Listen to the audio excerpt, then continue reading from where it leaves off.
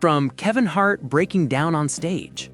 You have no idea the feeling that I have going through my body right now, man. This is a dream come true. To Marlon Wayans crying on stage. Losing my mother was my worst moment.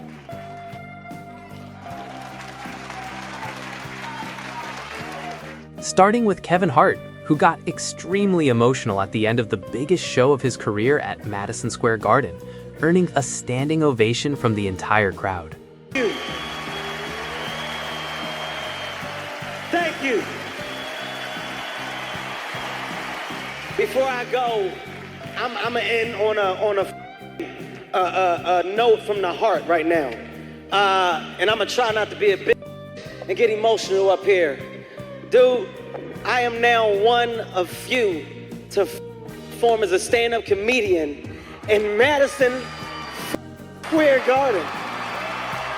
And you really can't blame Kevin for getting emotional. Only a few comedians ever get to perform at Madison Square Garden, and he must have been feeling incredible inside. Hey, listen to me. Listen to me. You have no idea the feeling that I have going through my body right now, man. This is a dream come true.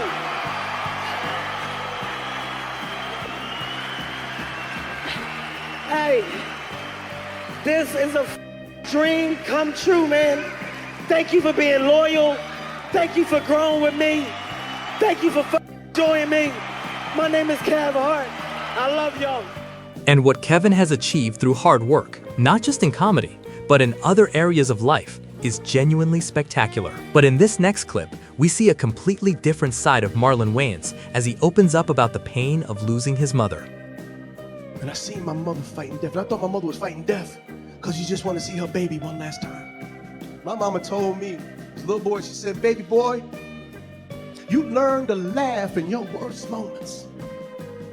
And you gonna smile the rest of your days. Losing my mother was my worst moment.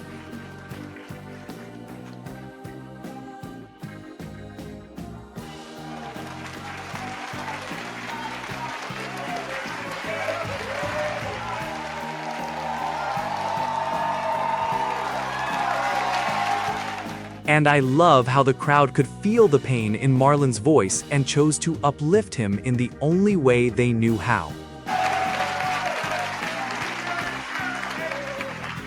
I let her know I was broken, but I was gonna be okay. I let her know that I will smile again, and it's okay for you to go. And so she stopped fighting, and she allowed herself to go, and she started to transition. And as Marlon gave that emotional speech, he couldn't leave the show on such a heavy note, so he decided to crack some hilarious jokes to lift the vibe of the set. My mother preceded my father in death. My dad came to the funeral. He seen the woman he loved since he was 13 years old, the woman he fell in love with right here in Harlem, in a casket. My father saw my mother. He turned white, and this nigga just threw up. And it was finally time for him to land a joke that sent the crowd wild. And at a point, it got real funny to us, Wayans, you know. My brother Damon was like, look at his back, look at his back.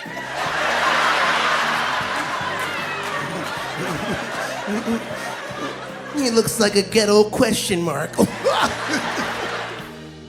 And if you think you've had enough of Kevin Hart, wait until you see Dave Chappelle and some of the most popular stand-up comedians in the same room talking about just how good Kevin Hart really is. Kevin is one of the greatest comedians I've ever seen. And Kevin is one of the greatest men that I've ever known. Hello, Jerry.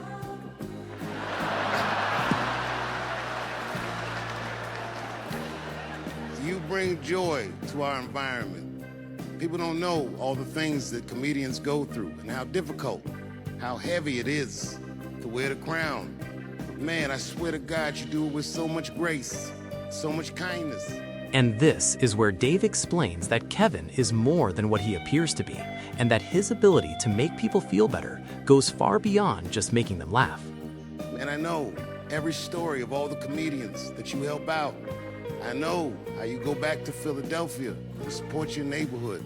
And I know that inside you feel awful sometimes, but I've never seen it on your face, and I've never felt it in your presence. And I am honored to know somebody like you. I really wish you would come when I won this award.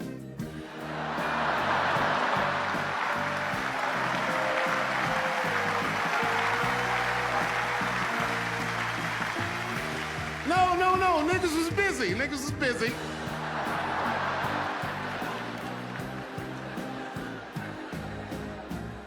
And I love how all these top comedians can instantly switch from emotional to funny so naturally. Next, he talks about how Kevin Hart has been a motivation, not just to him, but to so many others.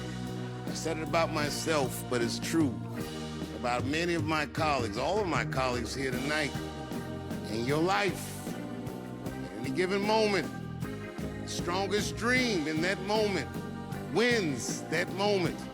And my God, Kevin Hart, you are a very powerful dreamer. I love you so much. And never forget that I said it, because we only get to talk on podcast.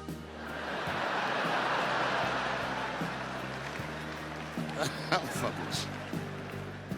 Jimmy Carr is known as one of the most unhinged comedians in the UK, but in this clip, he meets an audience member who was going through a tough time and said Jimmy's comedy helped with their recovery. That moment completely broke Jimmy's character. In 2020, I tried to take my own and didn't see a way out of my depression. Your shows on Netflix and clips on social media gave me something to laugh about when all I saw was darkness.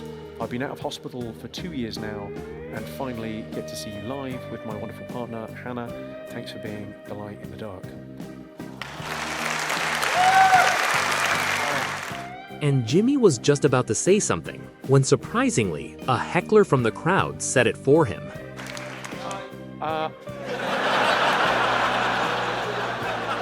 Perfect.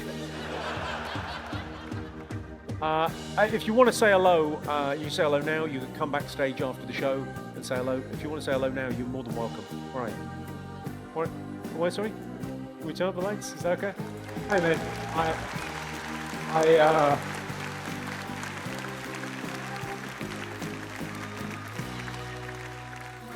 I teared up a little. I'm so thrilled with that. Thank you so much. And for some reason, seeing Jimmy talk like that feels a bit odd. I've never seen him break character like that, but it's great how he comforts the guy and supports him through his recovery. I really appreciate it. Yeah, it's very odd. It's a very odd thing, and obviously it's nothing to do with me. But it's a lovely thing. I'm glad you said that, because I think a lot of people, when they see that, they go, "Oh, I can sort of see beyond it." I really, and the honesty to send in a message. Yeah.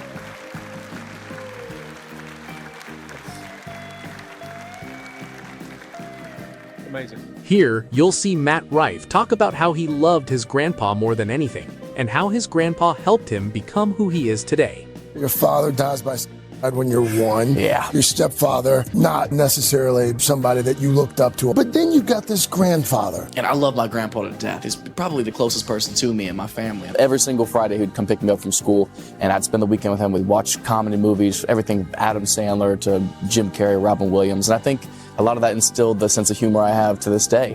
And when he found out I wanted to do stand-up, he was like my biggest supporter. He drove me to open mics. He would drive me to comedy clubs that nobody was going to be at, so I could perform for like 5 minutes. He would buy tickets so that I could perform at these clubs. He was just my biggest fan and my best friend. And he passed away like right when all of this started to happen. So he got to see all the work that I put into it, but you know, I wish he was here to see the cool things that we get to do now. Theo Vaughn might be the most unfiltered guy on the planet, but in one of his podcasts, he breaks down while talking about the situation in Gaza. Imagine some kid over there in Gaza looking up and there's a bomb, and they think, man, I'm so horrible, I deserve to be bombed. There's a study done of children in Palestine 21 years ago, long before the current horrors. 95% of those kids show traumatic symptoms, panic attacks, anxiety, fears. Can you imagine what's going to happen to that generation? Years from now? Years from now. And since Theo Vaughn has personally struggled with anxiety and stress, he feels the situation in Gaza even more deeply. And Brady And can't I know a lot of my fellow Jews don't agree with me. It especially breaks my heart. Yeah. Well, when you put it in that sense, that a kid, imagine a kid like, yeah, because what are they going to think? They don't know. They just think, man, something's so wrong with me. I deserve to be, you know, or something. I don't know. But 19,000 kids have been orphaned. And when I say orphaned, I don't mean just that their parents have died. Their extended families have been wiped out. Oh, it's heartbreaking. I mean, it feels like a genocide is going on over there and you don't know what to do. We all know Steve Harvey has many ways to make people laugh, whether it's his sense of humor or Family Feud. But here, on this podcast, he shares a deeply impactful message that every boy should hear. Tell you what hurt you, your father's name was Randy? Yeah. This is the quote that I learned that helped me with my father's death, and I couldn't understand why it was beating me up so bad. When a man's father dies, he realizes that the one man who truly wanted him to be better than him is gone. Your father is the only man that has ever wanted you to be better than him. There ain't another man living wants you to be better than him. Bruh. I've never heard that. There's no one. And that quote definitely hits hard. Tell me in the comments what you think about Steve's quote. Your father is the only man who wanted you to be better than him. I love you, man, but I don't want you to be better than me. Ryan crazy about you, but he ain't finna want you to be better than him. That's real. Your father wants you to be better than him. And when he dies, you realize it. And what the part that so bad was, I don't feel like crying today. Man. The only thing. How about that? Listen, man. And Steve even brought the host to tears with his words, ending with one final statement that broke every man in the room. I didn't have nobody. When my daddy died, I didn't have nobody to say they was proud of me. It fucked me up. Used to call me and say, man, I'm so proud of you. And when he died, man, nobody said that to me no more. Nobody. And it's kind of crazy, man. Man, Steve really gave us some powerful words. So, while talking to an older woman in the crowd with a frown on her face, Matt got emotional after hearing she had stage 4 cancer and decided to lift her spirits the only way he knew how.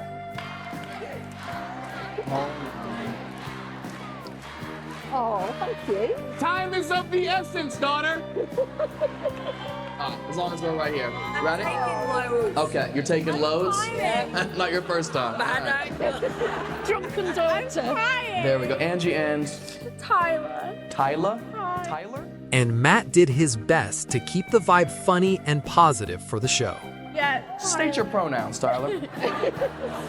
She, her. She, her? All right, you're my least favorite person. There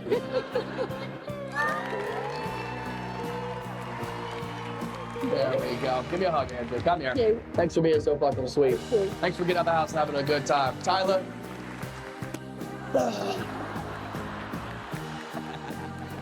Angie, since we're morbid as fuck already, can I ask you one, buried or cremation? Cremation?